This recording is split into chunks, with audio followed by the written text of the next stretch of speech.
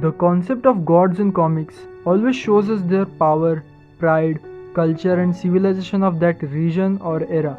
But the concept of Marvel gods are quite different. Like, if you take a look at the Star Wars comics, they believe in pure force. Also, in DC Comics, they don't show gods that much. And if some of you don't know, the DC Comics also have Thor in their comics, but they don't show gods fighting with heroes. Because, as per DC Comics, gods are gods and they don't fight.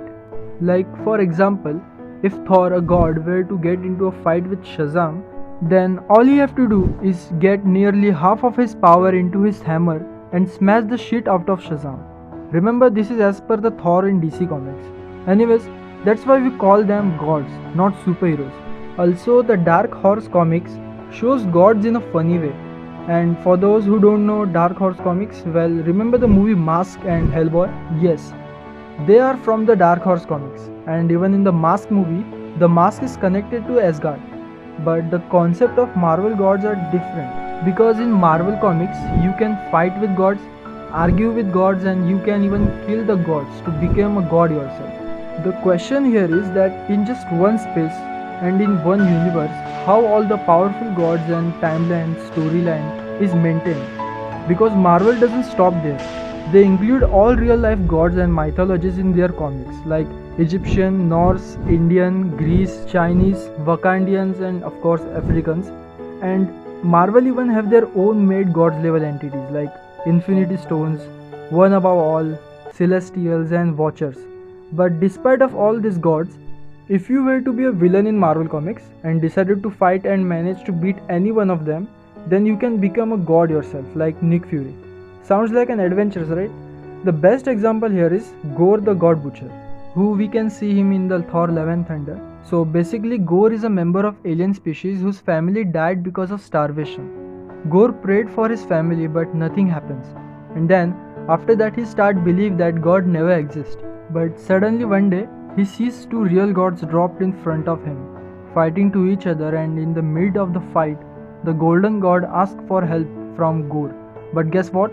Now that he sees a god in front, Gore uses the unconscious black armor god sword to kill the golden armor god. But the thing is that it's not just some normal sword.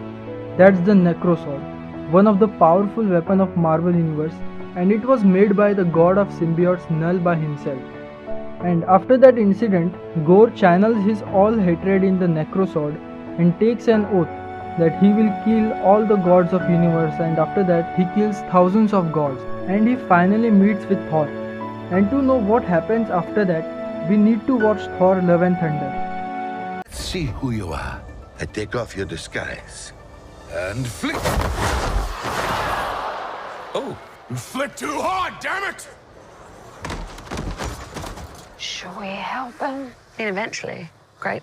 Anyways, the point is that what Gore's story and what the concept of Marvel gods depict is that it doesn't matter how much powerful a god he is, also a being who got them powers after the Big Bang, and that's how we call them a god. The Celestials and Watchers are also killed many times in comic book issues. Even the Infinity Stones are proved to be useless in different universes. In 1996, Marvel and DC had a crossover comic written by Ron Mark and Peter David.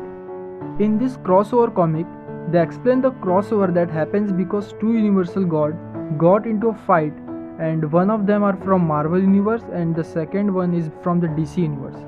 Even the Living Tribunal, who is the second most powerful god in Marvel Universe, can't stop to fight of these two universal gods. In Moon Knight, we see what happens in Afterlife. But does that mean all the Marvel characters go through this afterlife? No, because it depends on which mythology or culture the character connected to. Like in Black Panther, we see T'Challa meets his father afterlife, because they all are connected to Wakandian gods. Even in Moon Knight, episode 5, the Egyptian goddess Ferret tells Steven that there are more dimensions than this, where souls go for rest. That means all the Asgardians, Greece and other mythologies also have their own heaven and hell. But that's not all. Now we are going to see in Thor Love and Thunder the crossover of Greece and Norse mythological gods. With that, now we have know that why Marvel's perspective and concept of gods are so different. and how much mythological difference there is between gods of Marvel universe and the gods of DC universe.